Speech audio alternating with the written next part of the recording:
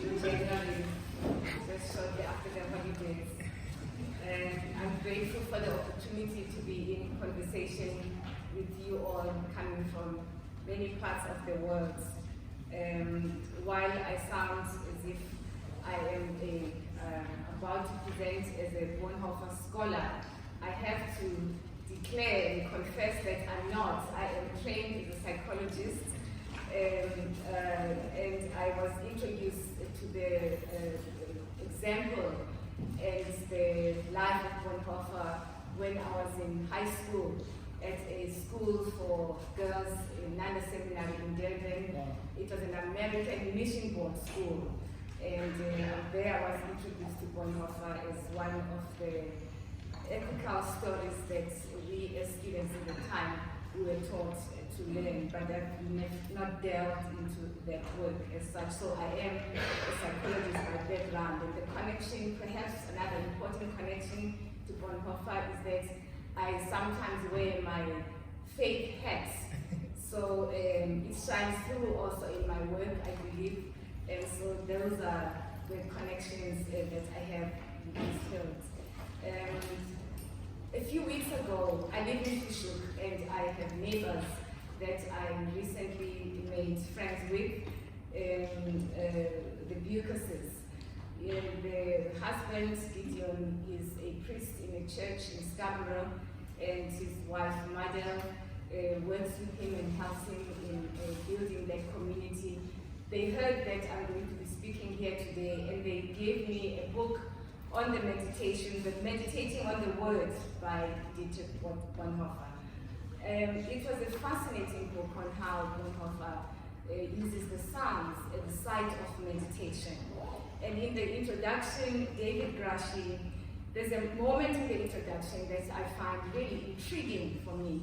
He juxtaposes a story on the one hand of the night of Kristallnacht, when the massive destruction of the Jewish population in Germany began in 1938 in November, in early November. He tells the story in the introduction of how Hitler's Minister of Propaganda, Joseph Goebbels, writes in his diary on the day, the following, quote, "As I drive back to my hotel, I hear the smashing of glass. Bravo, bravo.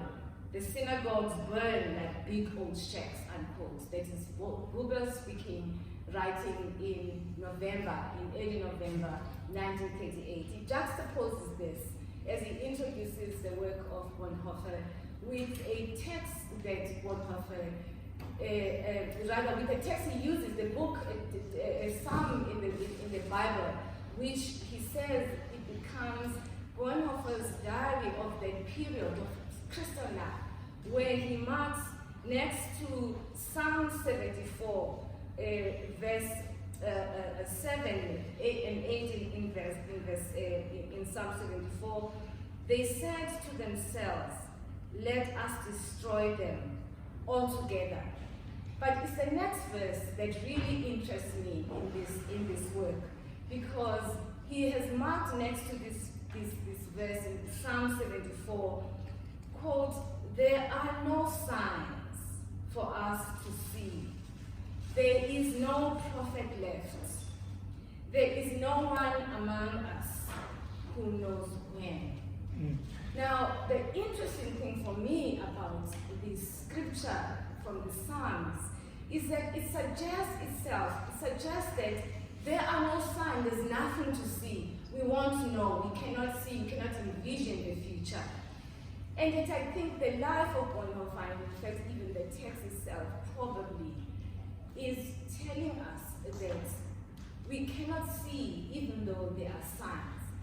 And the sign that Bonhoeffer himself saw already in the 1930s, that destruction was coming, made him to leave the college where he was in the US in Harlem and to go back to Germany to begin thinking about what should I do, what does it mean now that I see the signs. And so my work in a way, and this morning, my talk this morning, is a response in a way to this call that are written in clear sight in front of us, that we better see what the signs are. In this paper, I try to respond to this call to respond to the signs. I explore ways in which the dramatic, narrative, and bodily dimensions of testimony can be used as a productive site for the exploration of narrative and symbolic aspects of testimony, and consider the response to trauma testimony from the range of perspectives. I use the TRC as a launchpad of this conversation because of my work on the TRC, my experience when I served on the Truth and Reconciliation Commission.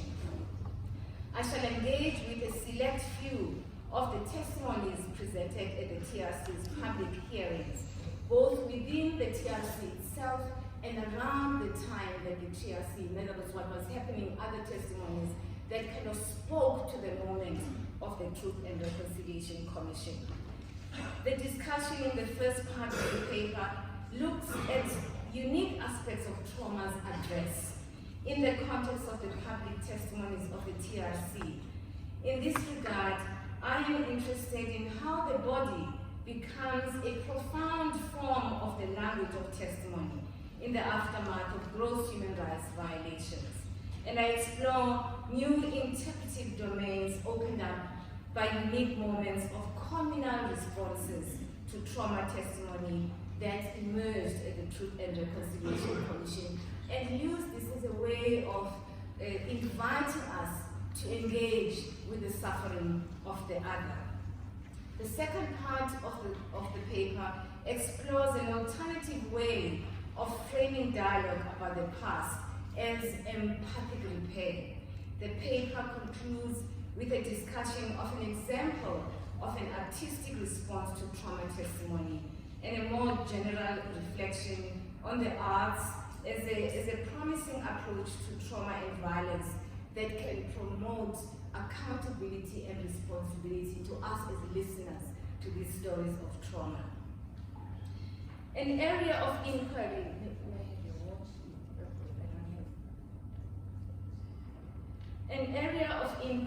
that has emerged from the current trends in trauma discourse is the role of narrative in working through and healing trauma testimony.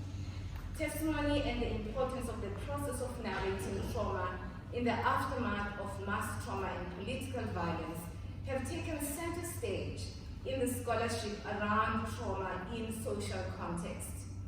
In considering the relationship between testimony and trauma, some of the scholars have argued that testimony is one of the most vital responses to historical trauma.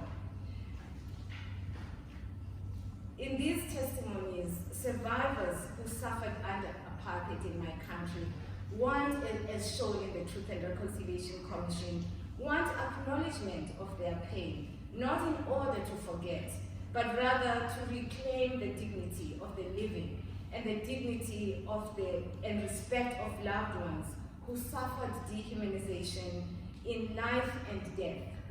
In this sense then, the testimonies are not only to get the listener's affirmation and validation, as most scholars claim that the listener's role, the listeners are in order to restore some kind, to give some kind of affirmation and validation to victims. I argue that what we've witnessed at the Truth and Reconciliation Commission is in contrast to this kind of view, because this formulation of the purpose of trauma testimony gives power to the listener as the one to bestow recognition on survivors and their suffering. If, however, we think of trauma testimonies as victims' assertion of agency and of the dignity of the communities to which they belong, trauma testimonies can be viewed as an important starting point, seeking, perhaps even demanding, an ethical response from listeners. The purpose is in order to rid oneself and the collective of the memory of one's community, of the subject position of the dehumanized other, and to wrest away from perpetrators and from the dominant culture the fiat power to destroy one's human spirit. Understood in this way, testimonies seek accountability, solidarity with the suffering other. Archbishop Desmond Tutu aptly called the TRC public hearings process the third way. It lifted the veil of lies perpetuated under apartheid, offering victims, perpetrators, and implicated others, to borrow Michael Rothberg's term, a language to speak about the horrific past, but a language that invites others to engage, to enter the world of the suffering other. And so I'm interested here not only in the question of how the way we listen to trauma testimonies in our role as witness might illuminate a violent history's impact and the conditions and consequences of the suffering endured by victims and testimonies. My interest is also on how listening to trauma testimonies might obscure and conceal a different message, signs, conveyed by the trauma testimonies, one that may allow us to see and to hear the testimony as a performative event that enters the prophetic realm, a foretelling of the future. Anguished testimonies from the Truth Commission hearing may be interpreted as representing a boundary crossing between testimony and performance, and therefore may be read retrospectively as a foretelling of the scenes of violence that have played out repeatedly in contemporary South Africa. The significance of the performative aspects of these testimonies, I will argue, is not only in showing how the body explodes and breaks open a different kind of voice, precisely because of the symbolism it carries, but also how memory is haunted by repetition. The paper is my attempt to think through the current moment of horrific violence witnessed in South Africa, while at the same time contributing new modes of knowledge production in the field of historical trauma, and how we might learn from these testimonies as a way of reclaiming our position of being human to another. I would like you to play the clip. I'm going to play you a clip. It's from the Truth Commission, and it's only 1 minute, and so please we'll end it after a minute.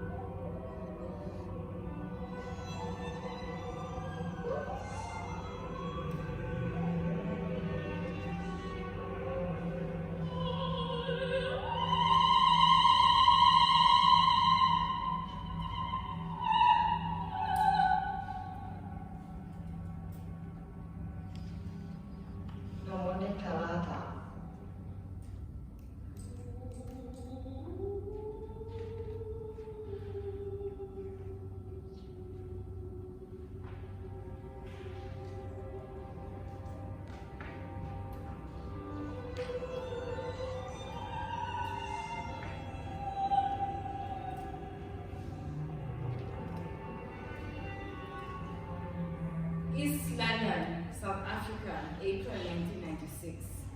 The Truth and Reconciliation Commission, long awaited opening of its public hearings for victims of gross human rights violations, begins.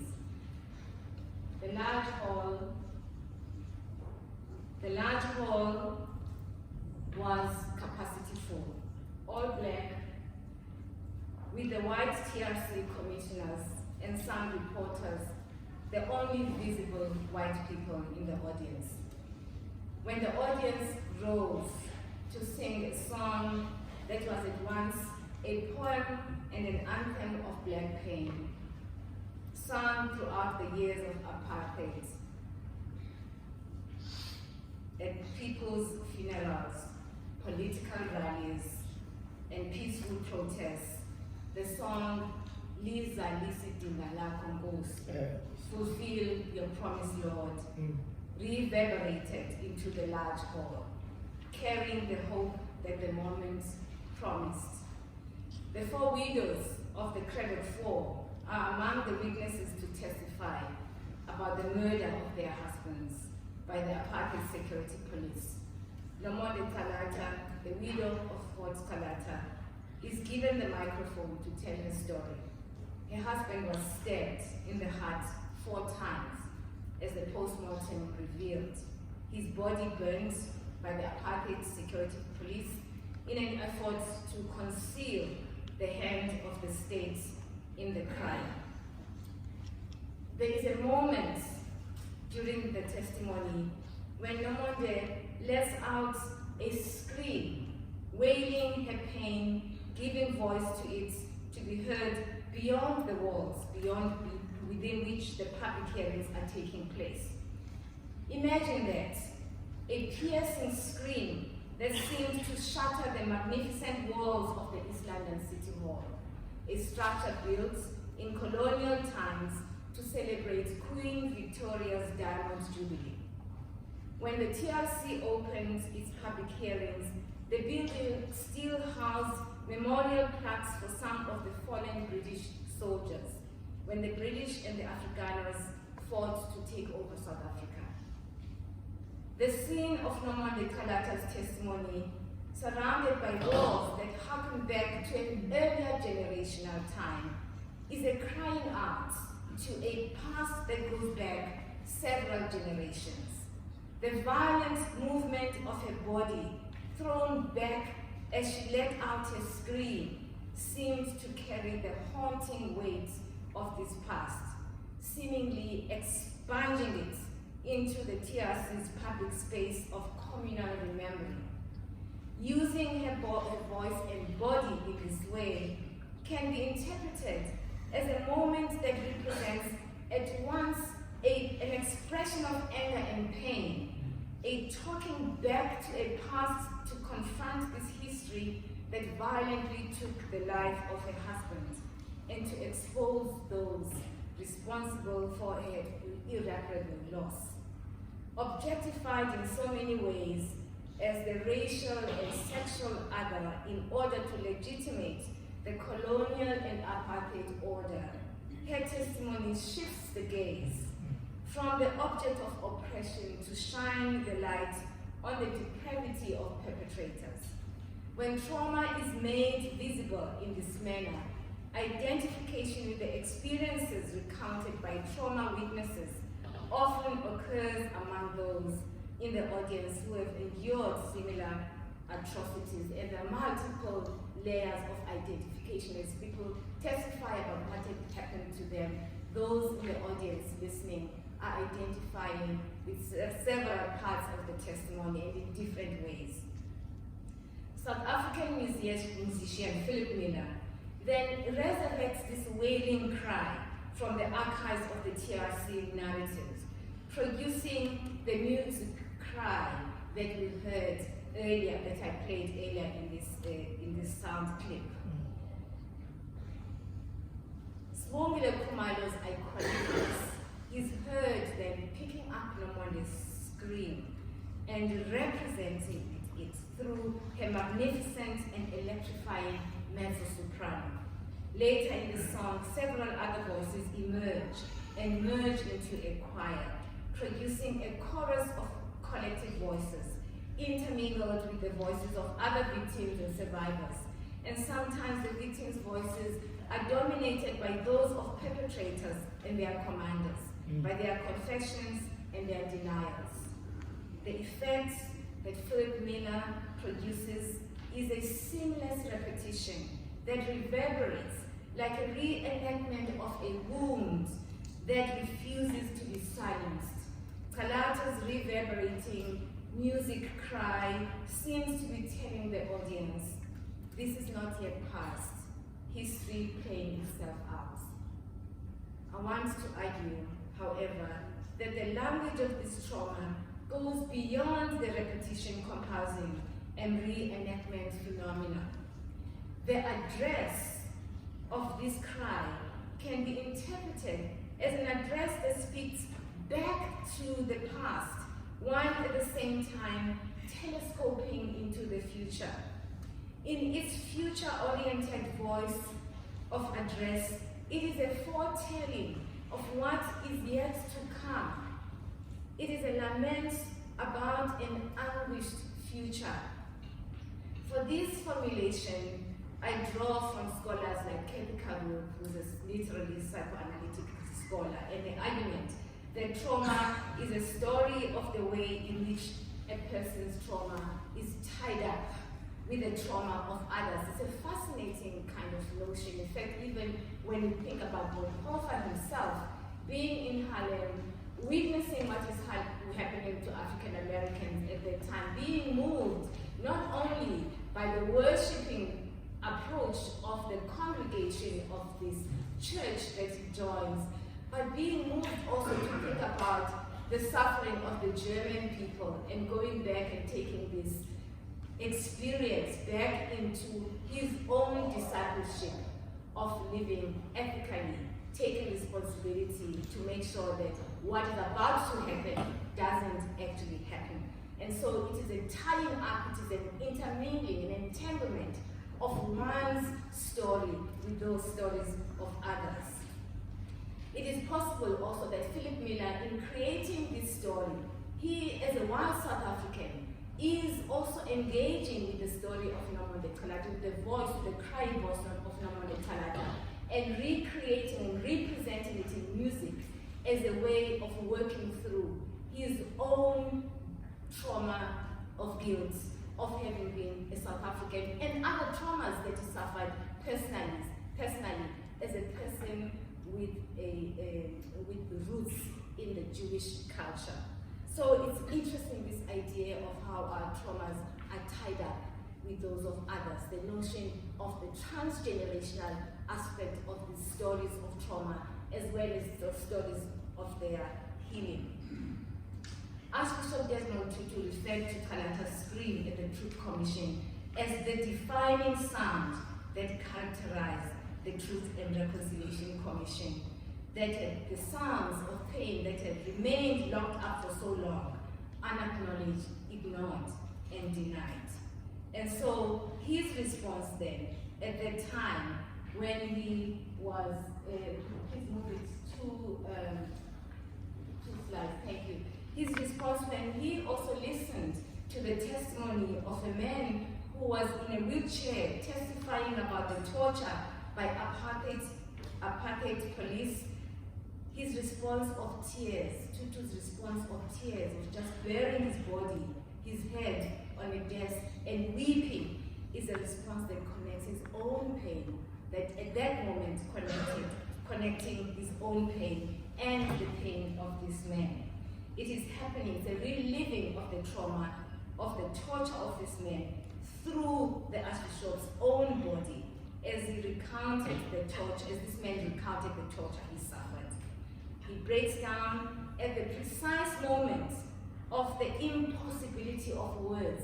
As this man is trying to describe what happened to him, he stops, he cannot speak anymore. He breaks down and cries. That is the moment when Archbishop Tutu breaks down as well. His response to Kalata's scream, however, was different.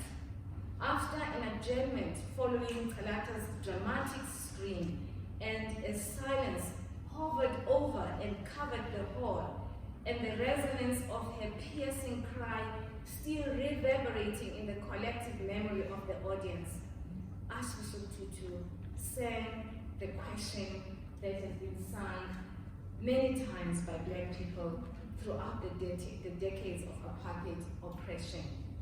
Senzeni na, what have you done? Senzeni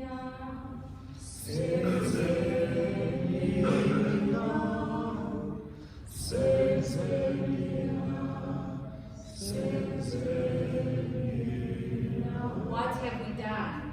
There was something enigmatic about this moment.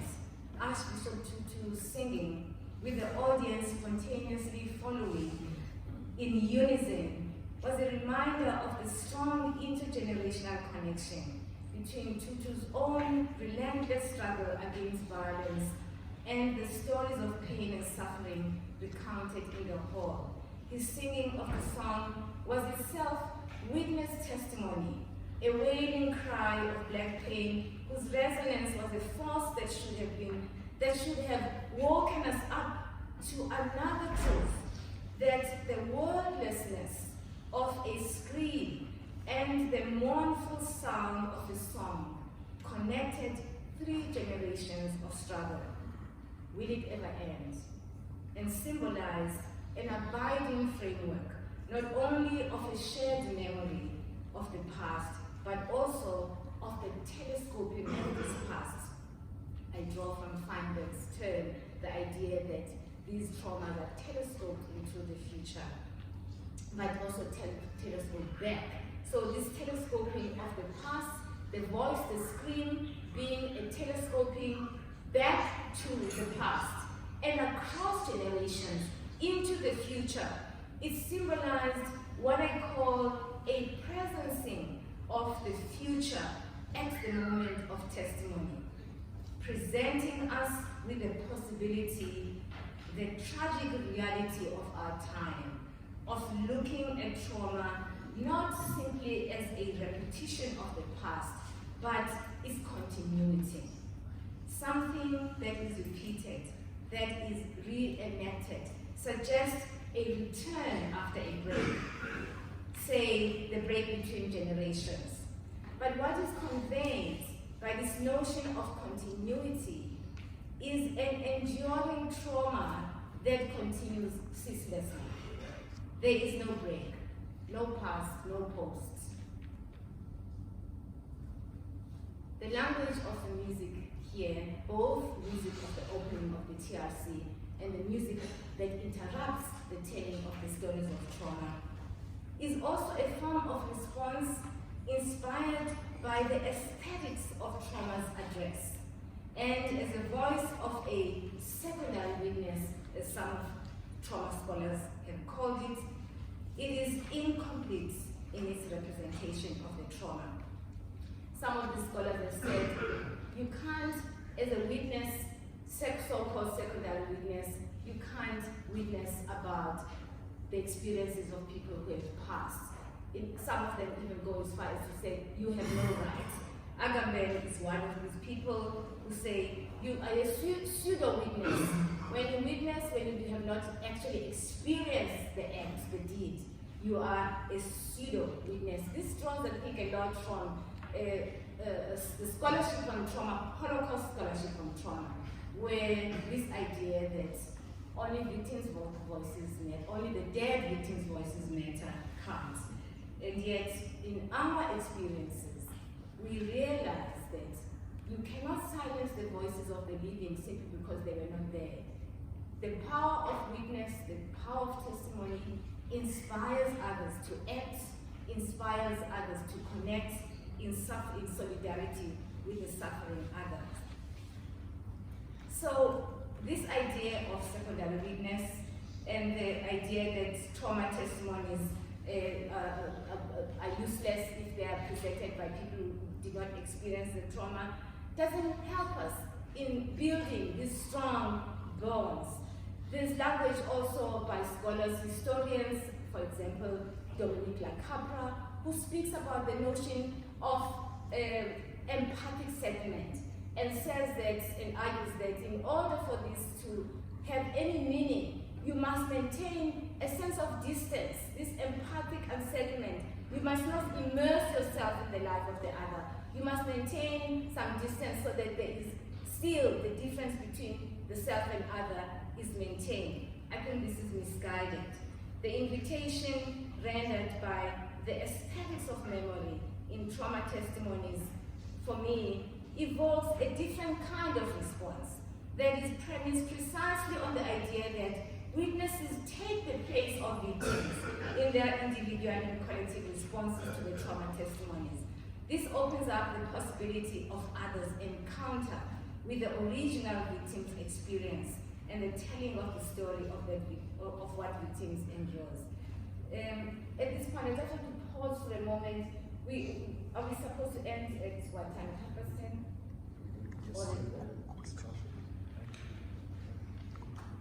Okay.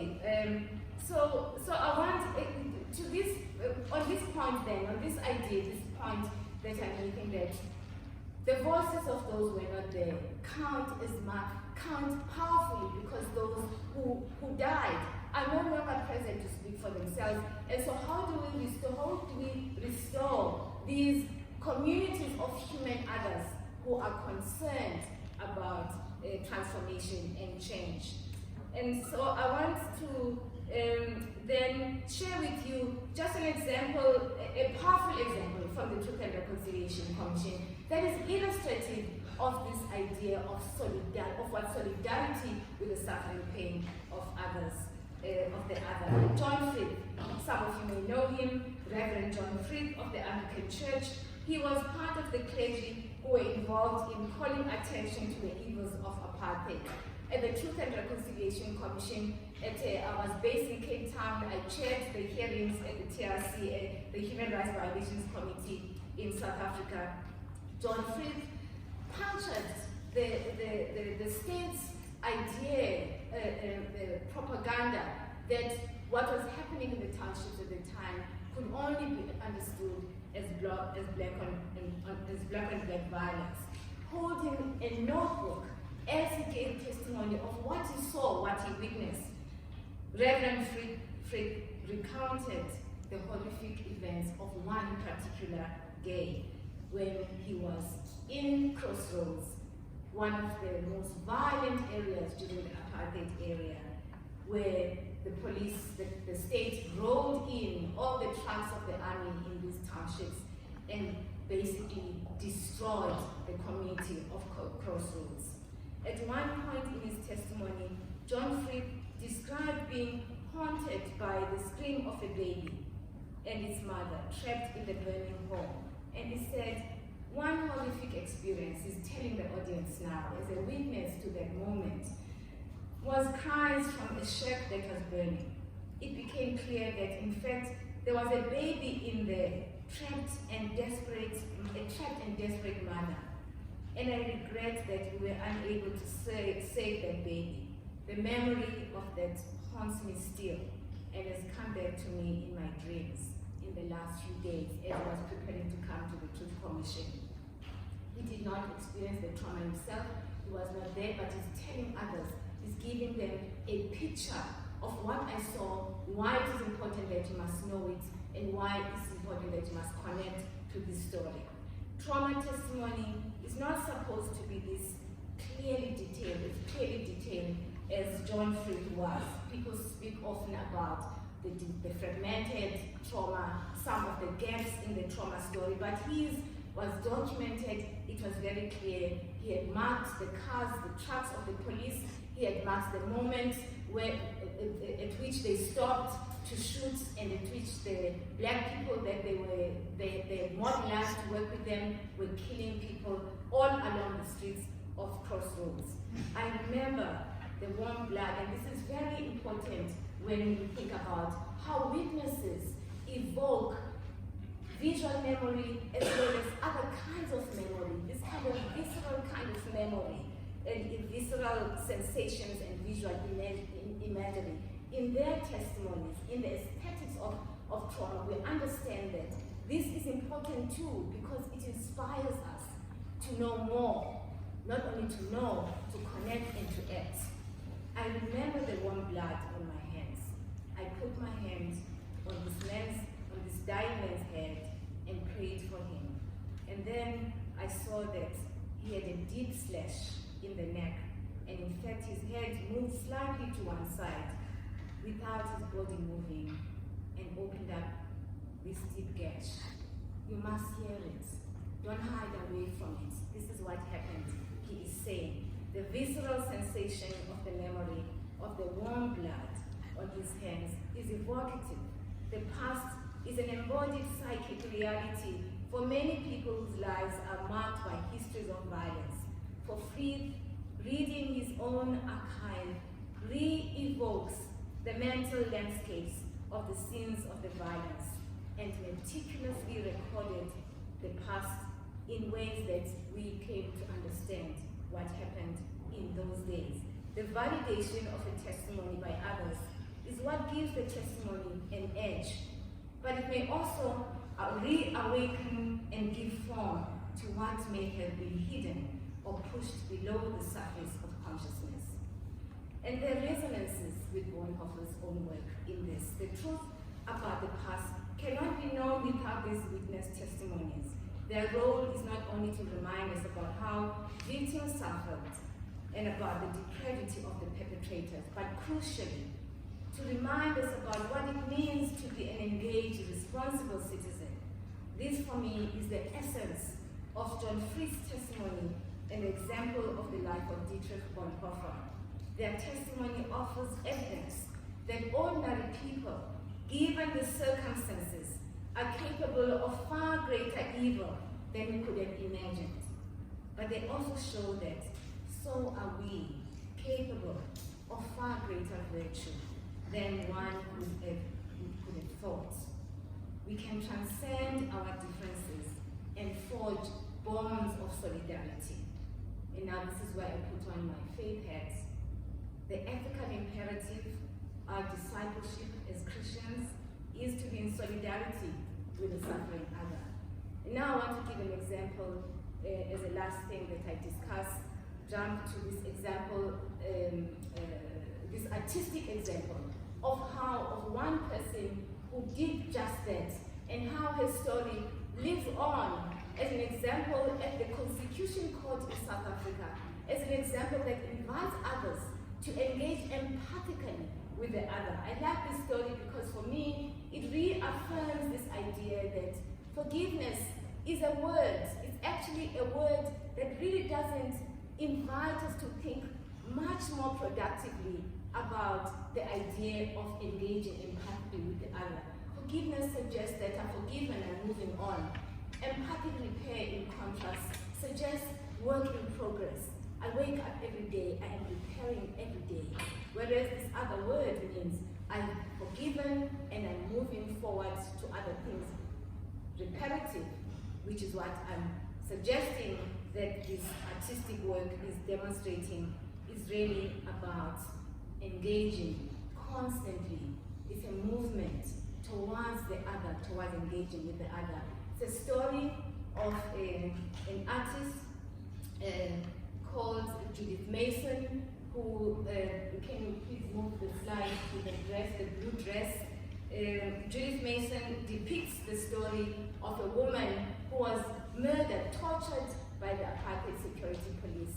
And because she wouldn't work for the police, they murdered her. They stripped her naked, tortured her, and in the cell where she was tortured, finding her naked, trying to restore some sense of dignity, she picks up an old plastic bag that was probably lying around, these shopping bags, and she fashions it into a panty, ties it around her pelvis, and when her body is exhumed as a result of what was revealed at the Truth and Reconciliation Commission, the plastic is still bound to her body around her pelvis, fashioned as a panty.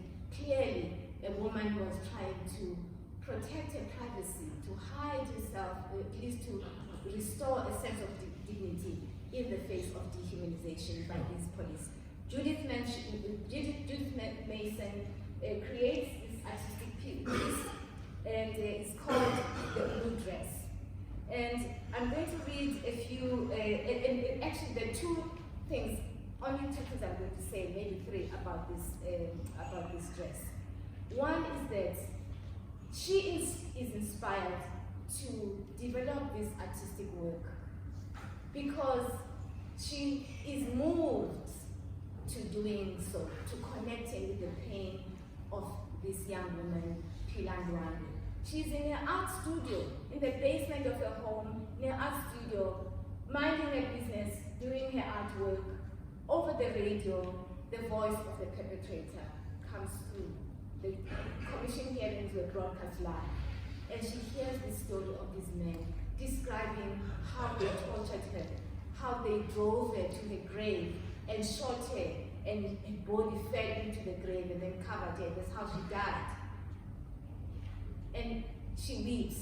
She stops her artwork, she weeps over her artwork, and right then decides to paint this dress. Now, I'm not going to do so. Can you just move forward to the dress? Can you move back, please? There's a letter in that dress, that front panel of the dress, of the blue dress, which is made of discarded plastic in memory, as memorial to Pumla. She has written a note at the bottom there. Sister, a plastic bag may not be the whole armor of God, but you were wrestling with flesh and blood and against powers, against the rulers of darkness. Can you slide please to the next slide? These powers of darkness are depicted again in the next frames of the artwork, where you can see in the background there a dog with it's trying to wrest, and tear apart this dress, and it takes again, another moment where in the next slide you can see the braziers, the three braziers again, and as the predator in the background there can be seen. There are many, interpretations one can make around this, but for me, what this story, what she does, what is important is that she imbues these pieces of plastic and rubbish with symbolic meaning, redefining them as memorial fragments, dotting the landscape of the war-ravaged African continent. And so this idea that you take something that is dirt, that is discarded, and reimagine it as something of meaning that can then restore a sense of connection with the other is a powerful image, and it speaks to the power of the art. And for me, this idea of using the arts in this way is really a way of reminding us that it's not just words that will help us to change and to understand the words of others. It's also through the voicelessness of the art, that while it's not the voice as in language, but it speaks a different kind of language. This art offers a powerful means for recounting the past and representing the voices of victims heard at the TRC or in other kinds of contexts, presenting them again for a deeper appreciation of the stories and the anguish experienced by the people who told these stories. Art's imagination brings to life and confronts the living with the haunting presence of the dead, and so do testimonies as well, so do the stories of Bonhoeffer. And there's a temptation that we end up at the level of the ideological, that these are wonderful ideological, ethical principles, but what is important is to inspire us to action, to inspire us to connect with the other and to act. Art is a visual conscience of society, and art has played an important role in helping societies to find language, to face their violent histories. Adorno, who initially said, the blasphemy, spoke about the blasphemy of art after Auschwitz, he returned to this original dictum of this blasphemy or the barbarism of art, and acknowledged that art is a critical part of working through the past, and quote, perennial suffering, he argued, has as much right to expression as a tortured man has to scream. Hence, it may have been wrong to say that after Auschwitz, you could no longer write poetry. The question of how to respond to historical trauma and to its victims' testimonies leads to another question. What does it mean to live together after so much violence, tragedy, and loss. And so I want to end as a way of answering this question, what does it mean to live together in the aftermath of so much violence, in the way that we are implicated, in the different ways that we are implicated? What does it mean to look at one another, to wake up and look at each other every day, knowing that we've done all these things, all these things that we've done by our forefathers, and that we are implicated, so we move forward.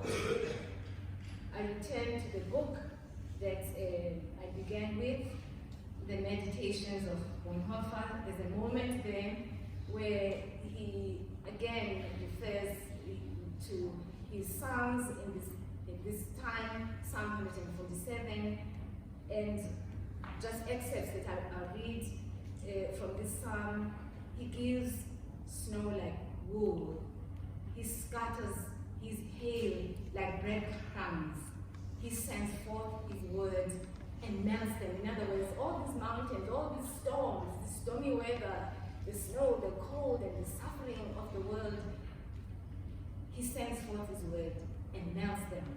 And then he says, to close the chapter on that particular reflection, it's a reflection in a chapter where he's traveling the Scandinavian countries, trying to figure out how does he deal with Hitler, how does he end. So he ends this chapter by saying, quote, one day, in other words, he's in dialogue with the scripture, with the Psalms. He says, one day, he will also bring to an end the winter and the dark night of evil, and allow a springtime of grace and joy to return. We need this kind of hope, because without it, it's difficult and almost impossible to act. But if we have this vision that one day he will also bring to an end the winter and the dark night of evil, and allow a springtime of grace and joy to return, then we can imagine a future of living together, even in the aftermath of terrible tragedies.